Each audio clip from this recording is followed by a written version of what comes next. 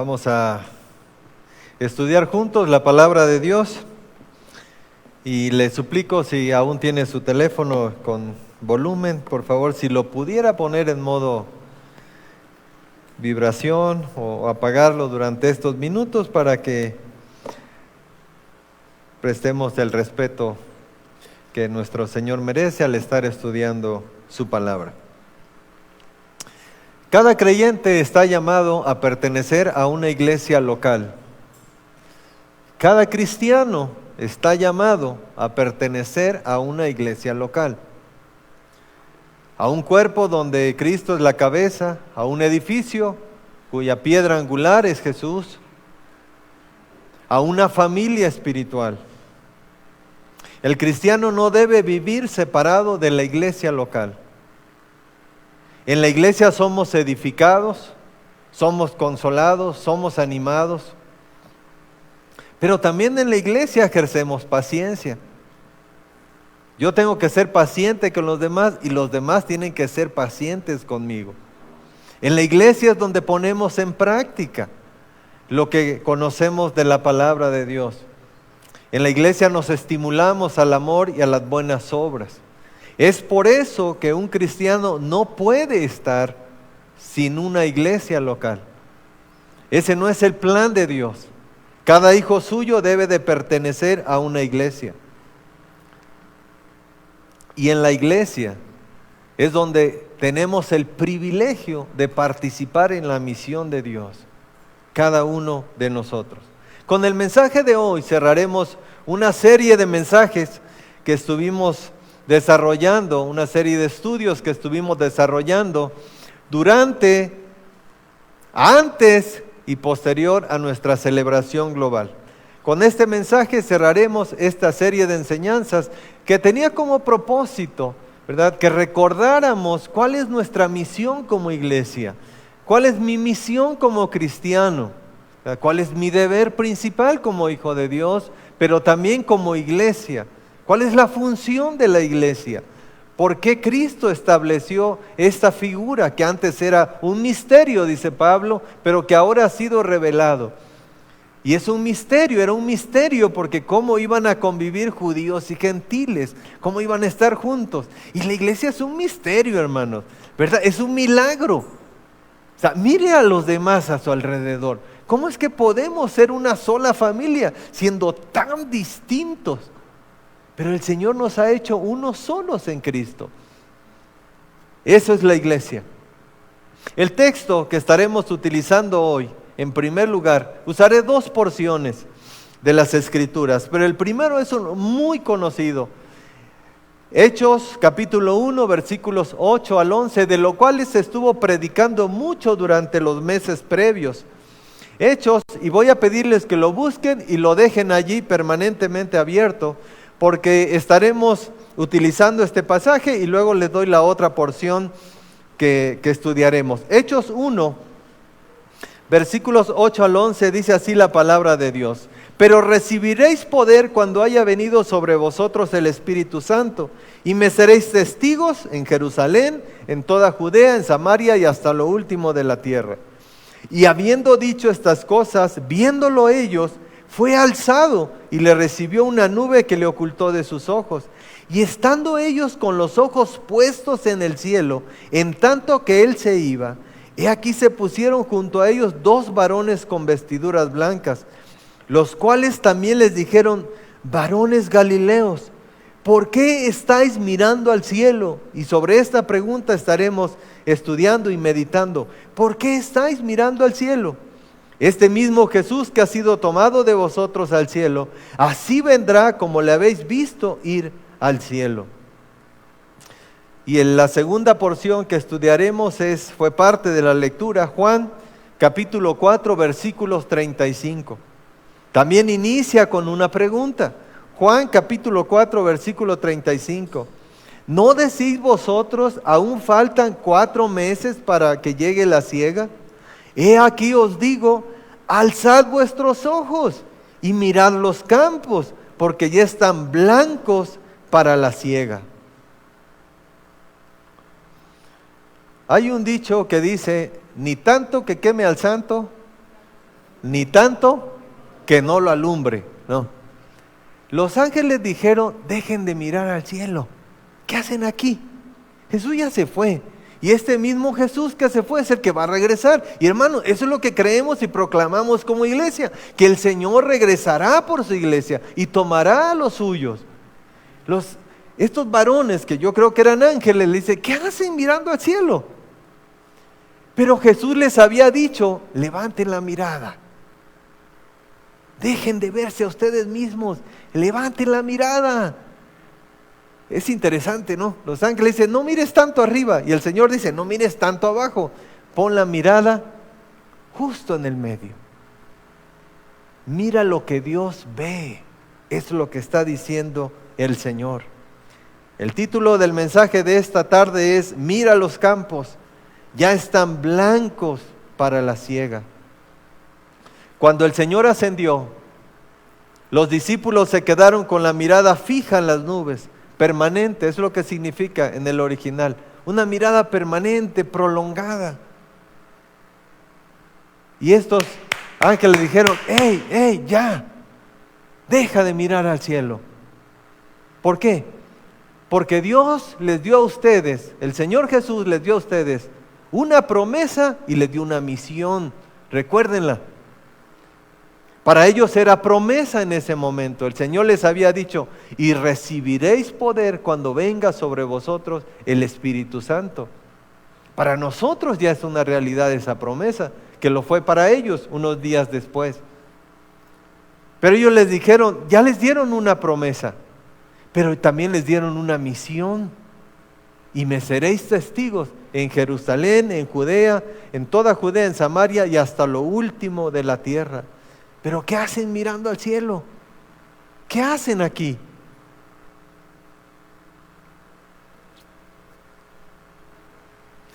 Para poder cumplir esta misión, son indispensables los 5 elementos que nos modeló Jesús en su ministerio terrenal. En el estudio, ¿verdad?, de la vida de Jesús, yo puedo ver 5 elementos con toda claridad, ¿verdad? Y quizá hay más. Pero estos 5 elementos definitivamente son bien claros en el ministerio de Jesús y de esos estaremos estudiando hoy. Para que podamos entonces cumplir con esto que el Señor nos dio. Y vamos a ver qué significa, ¿verdad? ¿Cómo es que podemos cumplir la misión de Dios? Bastante se ha dicho desde este púlpito que no significa que todos nos vamos a ir hasta lo último de la tierra, por supuesto. Pero sí tenemos ese llamado de cumplir con la misión del Señor. Así que en primer lugar es la observación. La observación. Mire, nosotros somos seres tripartitos, dice la Biblia. Tripartitos. Primera de Tesalonicenses 5:23 describe lo que es el ser humano. Describe lo que somos nosotros. Y el mismo Dios de paz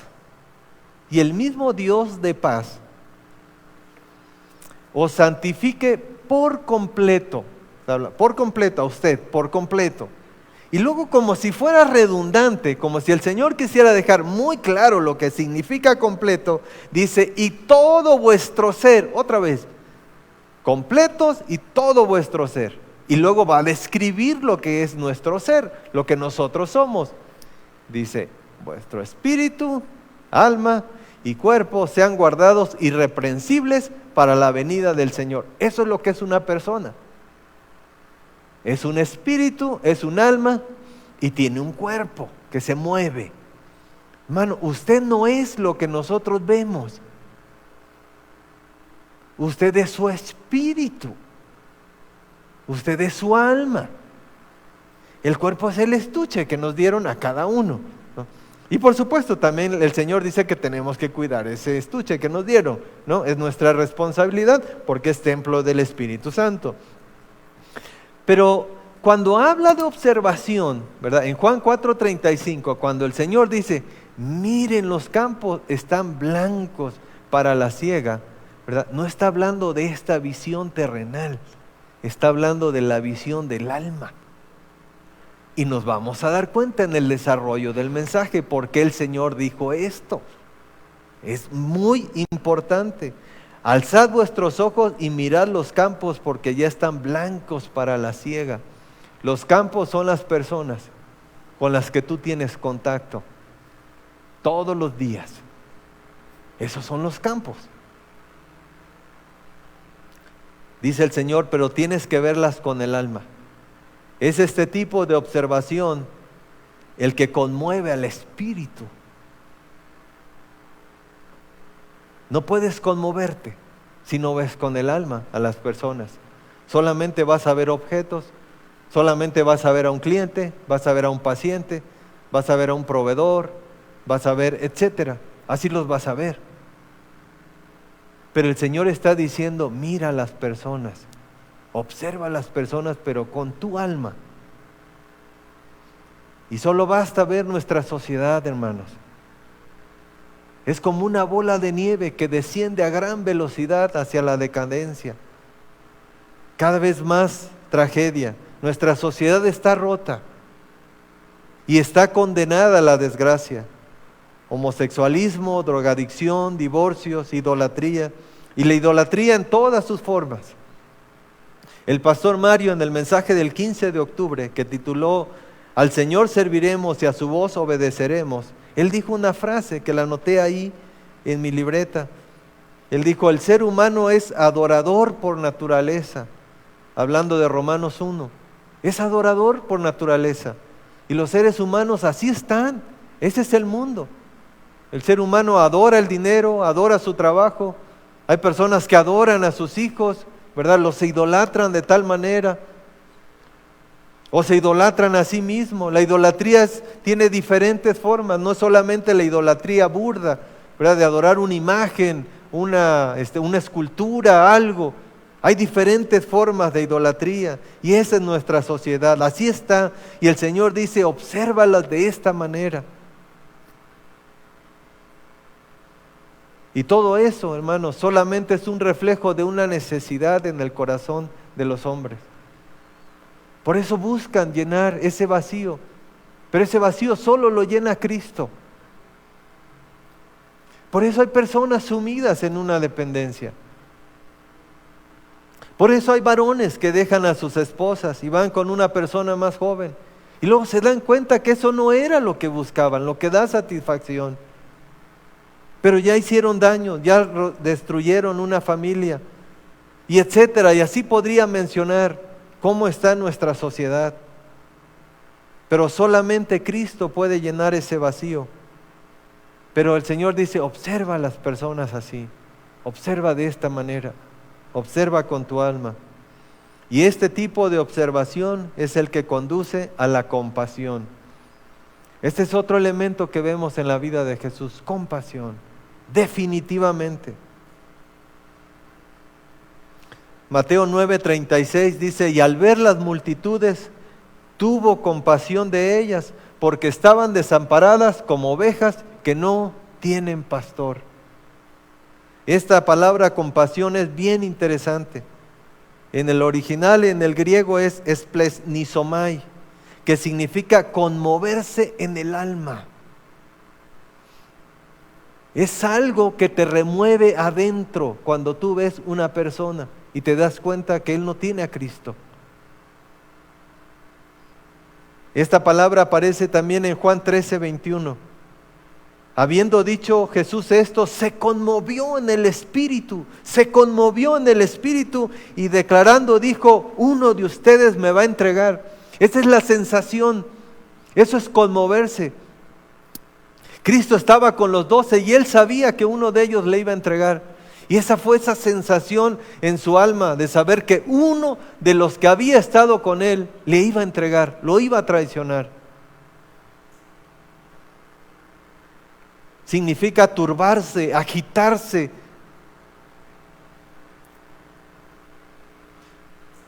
El Señor dice que vio a las multitudes y las vio como ovejas que no tienen pastor. Así está nuestra humanidad. Isaías 53:6 dice, y todos nosotros nos descarriamos como ovejas, cada cual se apartó por su camino. Eso describe nuestro mundo. Matthew Henry dice, hablando de este versículo, Fue por compasión a las almas que Cristo descendió del cielo a la tierra y de aquí a la cruz. Fue la compasión lo que hizo decir a Jesús: yo voy, Padre, yo voy. Yo voy.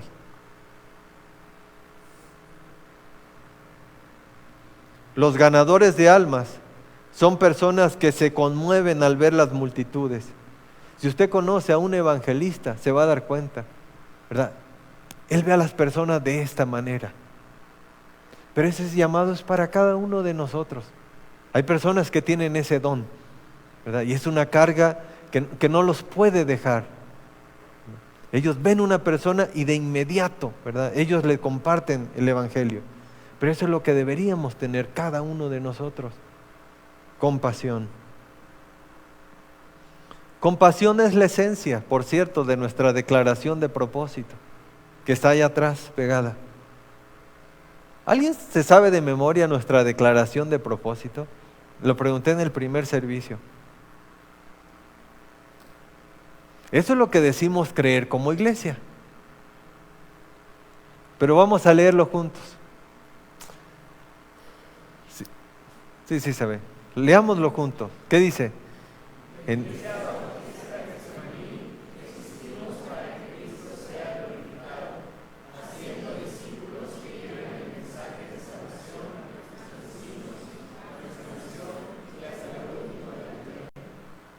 Exacto. Esa es la esencia de nuestra declaración. Pero solamente se puede hacer si hay compasión.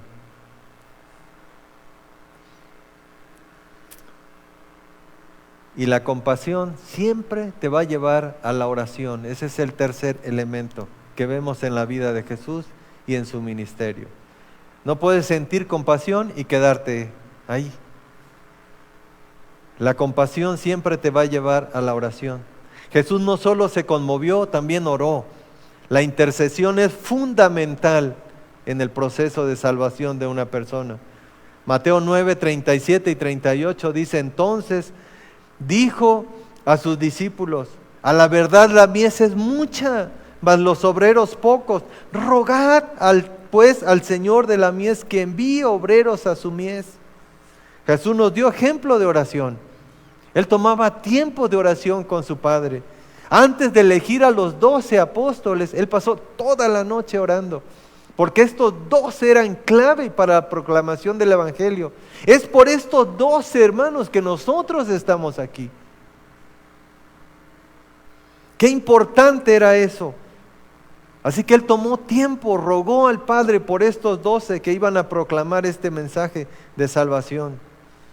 Tenemos que interceder por los que ya están en el campo, pero también tenemos que pedir que el Señor envíe más obreros. Dios es el Señor de la mies. Jesús dice: mi Padre es el labrador.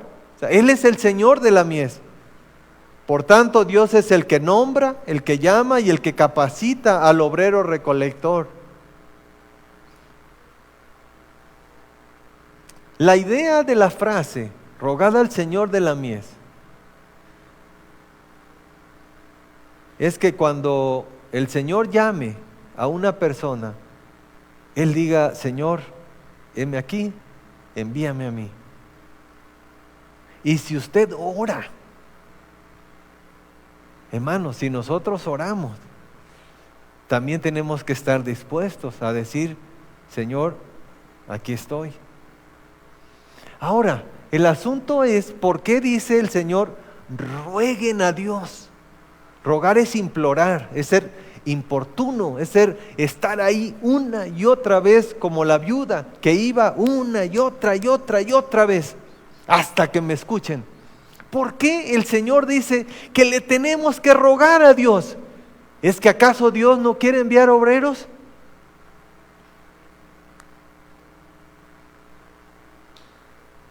La oración no está en función del Señor de la mies, hermanos.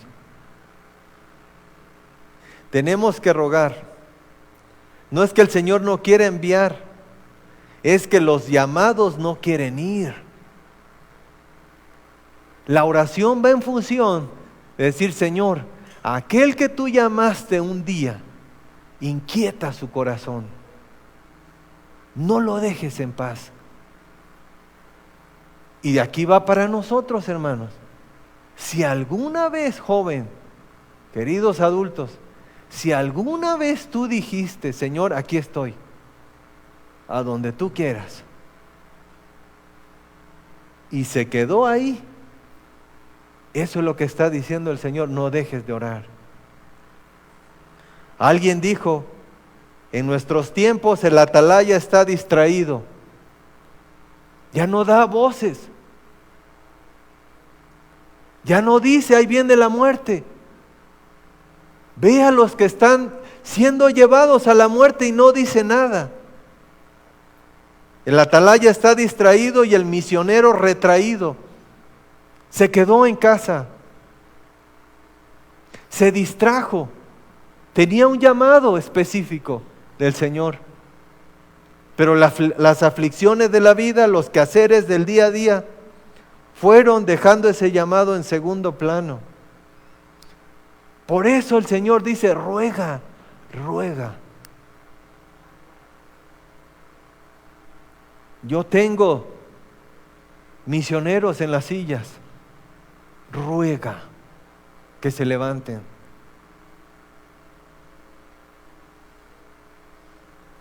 Pero Cristo nos modeló que después de la oración sigue la disposición. ¿Sabe por qué? Hay misioneros retraídos. Porque no hubo disposición para el siguiente paso. Observaron, hubo compasión, hubo oración, Señor, aquí estoy, pero no hubo la disposición. Disposición es el siguiente elemento. Me seréis testigos, dijo el Señor, y no se puede ser testigo sin estar dispuestos a ir. Eso implica obediencia. Y el Señor nos modeló lo que significa disposición. Hebreos 10:7 dice, entonces dije, he aquí, dice Cristo, vengo, oh Dios, para hacer tu voluntad, como en el rollo está escrito de mí. Aquí vengo para hacer tu voluntad. Señor, yo voy. No solamente fue decir, yo quiero ir, Señor, yo voy, aquí estoy. Mateo 9:35, recorría Jesús todas las ciudades y aldeas, enseñando en las sinagogas de ellos y predicando el evangelio del reino y sanando toda enfermedad y toda dolencia en el pueblo. Jesús dejó su magnificencia, su gloria, su esplendor para venir y cumplir la voluntad del Padre, obedecer a ese llamado que Él había hecho. De la observación nace la compasión. De la compasión siempre nos va a llevar a la oración y la oración a la disposición de ser usados por el Señor de la mies como Él quiera usarnos. ¿Cuán dispuestos estamos a ser usados?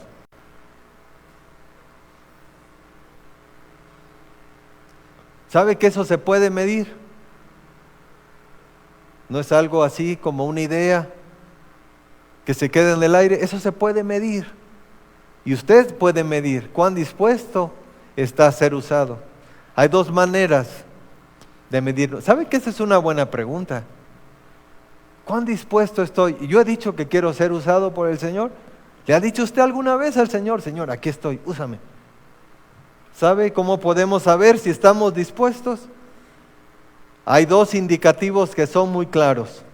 En primer lugar, nuestra agenda. Tu agenda dice, ¿cuán dispuesto estás? Solo haga rápido un conteo mental de cómo está mañana su día.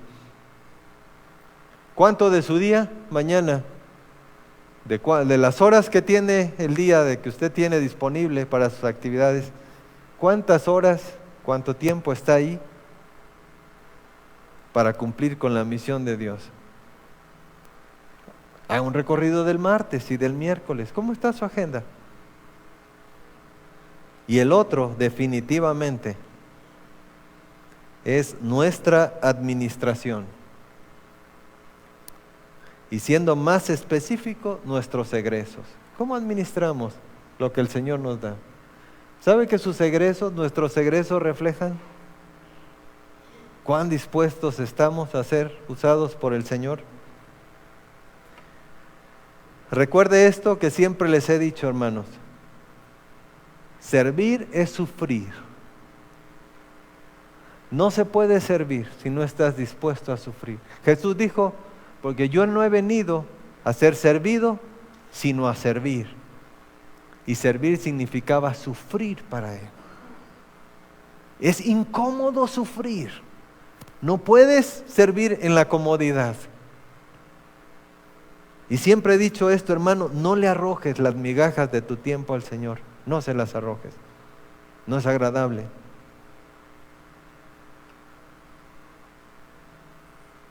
Servir es sufrir, es incómodo, es dejar cosas que te agradan. Es sacrificar tiempo, es sacrificar comodidad. El Señor dijo, me seréis testigos. ¿Y sabe a quién se lo dijo? A mujeres y a hombres como nosotros, exactamente iguales. Ahí habían hombres, habían mujeres y habían jóvenes. En ese tiempo Juan Marcos era un jovencito. Hechos 1:14 dice, todos estos perseveraban unánimes en oración y ruego con las mujeres y con María la madre de Jesús y con sus hermanos.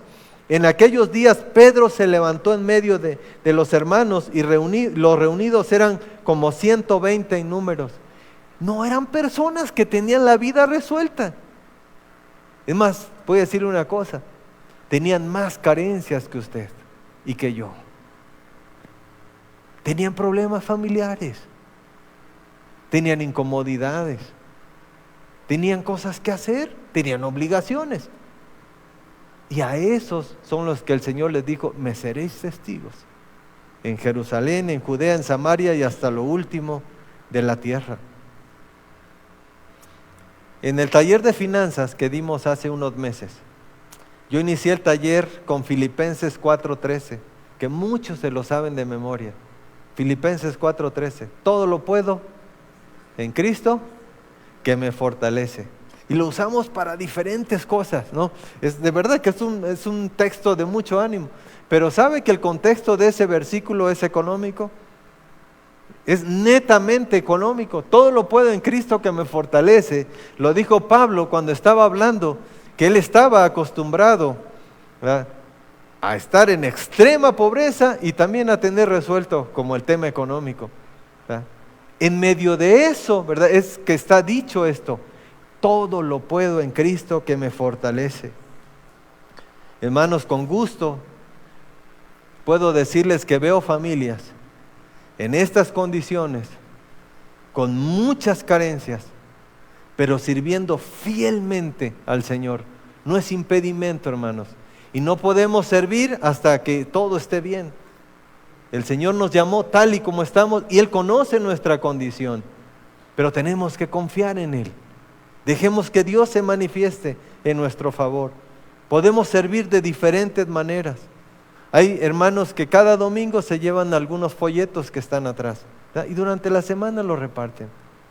Esa es una manera de ser testigos del Señor. A veces no se puede hablar, pero sí podemos compartir un folleto con alguien. Hablaba en el primer servicio, estaba presente la hermana Mari, ¿verdad?, y recordaba, porque en la semana yo me acordé de la hermana Mari y la hermana Seno, de ese ejemplo hermoso. Para los que, hermana Mago está acá, ¿verdad? Ya están las niñas. Y platicaba en el primer servicio porque estuvo la hermana Mari. La hermana Mari tiene un puestecito en el mercado. Ahí conoció a la hermana Seno. Y por ella vinieron a Cristo, ¿verdad? Y ahora vemos aquí a estas señoritas, ¿verdad?, y a nuestra hermana Mago también, parte de la familia. Hermano, eso es ser testigos. No necesitamos una gran preparación, pero sí necesitamos disposición. Y todo concluye con la satisfacción. Satisfacción. Estaría incompleto el cuadro si no hubiera satisfacción. Las metas cumplidas, los logros alcanzados traen siempre gozo y felicidad a nuestra vida. Juan 4:36. Ahí dice, y el que siega recibe salario y recoge fruto para vida eterna, para que el que siembra goce juntamente con el que siega. Se recoge fruto, obviamente está hablando de ese fruto que es para vida eterna, ¿verdad? De ese fruto que viene, ¿verdad? Cuando una persona viene a Cristo, ¿verdad? Y pasa de muerte a vida, ese es el fruto. Pero esta palabra me encanta, dice, y recibe salario. Salario. Recuerden, somos seres tripartitos. El salario, hermanos, se recibe en el corazón, se recibe en el alma. Es la satisfacción de ver a una persona venir a los pies de Cristo. Ese es el salario que recibe el ganador de almas. No está hablando de cosas físicas o económicas, está hablando de una satisfacción que va mucho más allá, de un gozo que es más grande. El pago se recibe en el alma. Ahora, hermanos, he de decir esto rápidamente. Siempre ha habido segadores ladrones, siempre ha habido. Pablo habla de ellos. Pero en nuestros tiempos abundan. Saben que hace unas semanas estuvimos fuera de la iglesia y platicaba con un pastor en el sureste del país. Y luego tuve esa misma plática con otro pastor. Lo mismo, hermano. Ellos estaban padeciendo, ¿verdad?, de otros pastores en la comunidad que están haciendo eso de jalar ovejas de las iglesias, ¿verdad? Pero ya es una práctica. Y hablábamos un poquito de este tema. En el versículo 38 de capítulo 4, el Señor dice, yo os he enviado a cegar lo que vosotros, dice, no labrasteis. Dice, seguramente cuando vayas y compartas, seguramente alguien ya le habló a la persona. Y sabes, a ti te va a tocar solamente cegar. No ha tomado una decisión por Cristo. Pero el Señor no dice, yo los envié a cegar donde otros ya cegaron. Dice, donde otros labraron. Pablo dice en 2 Corintios 10:16, anótelo nada más, y que anunciaremos el evangelio más allá de vosotros, sin entrar en la labor de otros para gloriarnos en lo que ya estaba preparado, en lo que ya estaba cegado. Dice Pablo, sería una locura mía, ¿verdad?, ir a donde alguien ya está haciendo, donde ya fue evangelizado, ¿verdad?, y luego decir que yo lo evangelicé. Eso es lo que hace un segador ladrón. Querido hermano, que estás aquí presente, o que están viendo la transmisión, si alguna vez un líder, un pastor ha susurrado a tu oído, ¿verdad?, deberías venirte a mi iglesia, ¿verdad?, este es el lugar para ti. Él es un ladrón, es flojo y es sinvergüenza. Tiene la mirada quienes hacen eso, hermanos, tienen la mirada muy corta, porque lo que ellos están haciendo es crecer su iglesia, pero no están creciendo el reino de Dios. El Señor nos llamó a ser discípulos, hermano, entre aquellos que no conocen al Señor. Esa es nuestra misión. Ve y gana a aquellos que no conocen al Señor.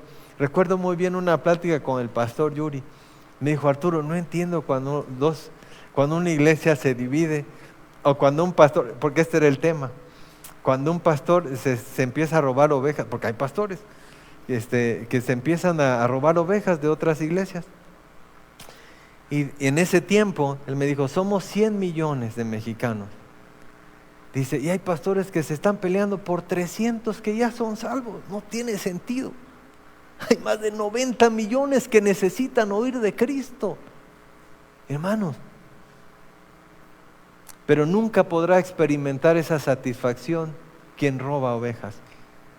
La satisfacción esta la experimenta el que gana almas, el que va y comparte con aquel que no ha creído. Isaías 53:10, hablando de la satisfacción, 10 y 11 dice, verá el fruto de la aflicción de su alma y quedará satisfecho. Después de que hayas puesto su vida, era una profecía, dice, pero después, dice, verá el fruto, hablando de Jesús, y quedará satisfecho. Esa es la satisfacción. Si nunca has ganado una persona para Cristo, te has perdido de lo más grande en esta tierra. Esa satisfacción hermosa de saber que esa persona que está orando en ese momento está pasando de muerte a vida eterna. Lucas 15:7 dice: os digo, así habrá más gozo en el cielo por un pecador que se arrepiente, que por 99 justos que no necesitan arrepentimiento. Hebreos 12:2, puesto los ojos en Jesús, dice: aprende de Jesús, toma el ejemplo de Jesús, el autor y consumador de la fe, el cual por el gozo puesto delante de él sufrió la cruz, menospreciando el oprobio, y se sentó a la diestra del trono. Lo que dice este pasaje es: cuando Jesús estaba en la cruz y el dolor era punzante por los clavos, dice, ¿sabes qué? Sí había dolor, pero lo que está diciendo es que él tenía un gozo que iba más allá, porque él sabía que después de eso venía la salvación de los hombres. Hay, por supuesto, incomodidad en servir, claro que la hay, pero hay un gozo profundo cuando lo haces. Yo te animo a que experimentes esa satisfacción de ver a una persona venir a los pies de Cristo. Observación, compasión, oración, disposición y satisfacción. Y para concluir el mensaje, por favor vean el versículo 7 y 8 de Juan. Estamos cerrando el mensaje y vamos a concluirlo de esta manera. Vean el versículo 7 y 8. Vino una mujer de Samaria a sacar agua y Jesús le dijo: dame de beber, pues sus discípulos habían ido a la ciudad a comprar de comer. La mujer samaritana le dijo: ¿cómo tú, siendo judío, me pides a mí de beber, que soy samaritana? Porque judíos y samaritanos, ¿qué dice? No se tratan entre sí, no se hablan, no se llevan. ¿Ok? Versículo 35. Después de eso, ¿verdad? Viene toda una plática de hablar con la mujer, y luego viene el versículo 35. ¿No decís vosotros, aún faltan 4 meses para que llegue la siega? Y aquí os digo, alzad vuestros ojos y mirad los campos, porque ya están blancos para la siega. Versículo 39 al 42. Y muchos de los samaritanos de aquella ciudad creyeron en él por la palabra de la mujer, que daba testimonio diciendo: me dijo todo lo que he hecho. Entonces vinieron los samaritanos al pozo, obviamente, donde estaba Jesús, a él, y le rogaron que se quedase con ellos. Recuerdan, no se trataban, no se hablaban. Le rogaron que se quedase con ellos y se quedó allí 2 días. Y creyeron muchos más por la palabra de él, y decían a la mujer: ya no creemos solamente por tu dicho, porque nosotros mismos hemos oído y sabemos que verdaderamente este es el Salvador del mundo, el Cristo. Ahora, importante, ¿dónde está la pregunta del Señor? Cuando Él les hizo esa pregunta, ¿no dicen ustedes que faltan 4 meses? Yo les digo, levanten la mirada y miren los campos. ¿De dónde venían ellos? ¿Ah? Venían de Sicar, de la población. Y yo les decía en el primer servicio, si hubieran sido, fueron a comprar de comer, por cierto, ¿no? Si hubieran sido mexicanos, ¿qué hubieran traído? ¿Ah? Tacos, mixiotes, semitas, sí, la semita salió también el primer servicio. Llevamos 1 kilo de árabe, 1 kilo del pastor, cecina, queso, aguacate, ¿verdad? Así, si hubieran sido mexicanos, ¿va? Entonces ellos llegaron y recuerdan lo primero que le dijeron al Señor: come. Él dijo: no, yo tengo una comida, ¿verdad?, que comer. Venían de allá y el Señor les dijo: alcen la mirada y miren los campos. Después de eso, vienen los pobladores y le dicen: quédate con nosotros, Jesús. Y se queda 2 días. Ahora, quiero que se ponga en el lugar usted de Pedro, de alguno de los apóstoles. Usted fue a ese lugar y regresó. Y ahora el Señor dice, vamos otra vez. Ahí va el Señor y ahí van ellos. Y el Señor toma tiempo para hablar. Y de repente, en la plática y cuando el Señor hace la invitación, usted ve al que le vendió la cecina venir a los pies de Cristo. Y está el otro discípulo, ¿verdad?, que fue a buscar el queso y ve venir a la persona del queso. Jesús les dijo, vean los campos, ustedes fueron, pero no vieron. ¿Cómo ves a las personas? Son los mismos que tú viste hace unos rato. Son los mismos con los que hablaste.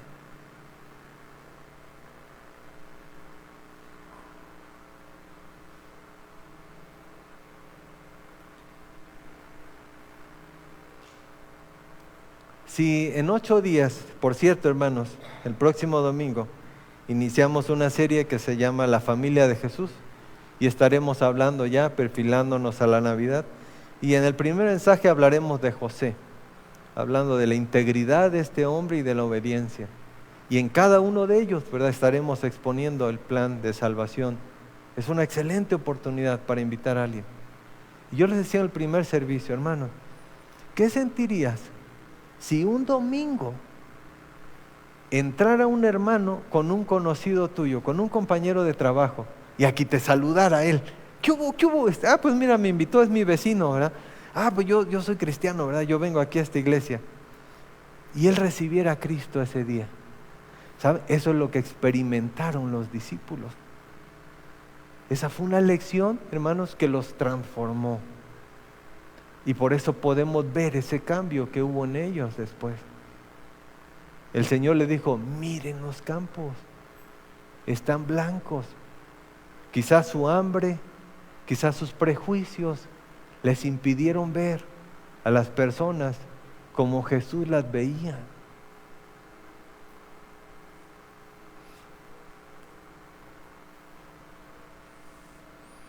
Los ángeles dijeron, dejen de mirar al cielo. El Señor les dijo, dejen de mirar hacia abajo. En otras palabras, deja de verte a ti mismo. Mira también a los que tienen necesidad del Evangelio. Tú ya tienes resuelto el problema más grande, el perdón de tus pecados. Los que te rodean no. Concéntrate en lo que es importante. Hermanos, Jesús es digno de ser adorado y de ser anunciado por cada uno de nosotros. Él es digno de que le obedezcamos. Él es digno de que cumplamos con la misión que nos dejó. Padre, gracias te damos por tu bendita palabra. Gracias, Señor, porque tú conoces nuestro corazón y tú sabes, Señor Dios, qué es lo que necesitamos.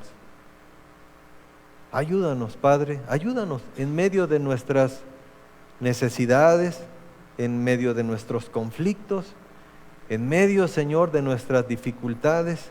Ayúdanos a no perder de vista, Señor, el llamado que tú nos has hecho a cada uno de nosotros de ir y hacer discípulos.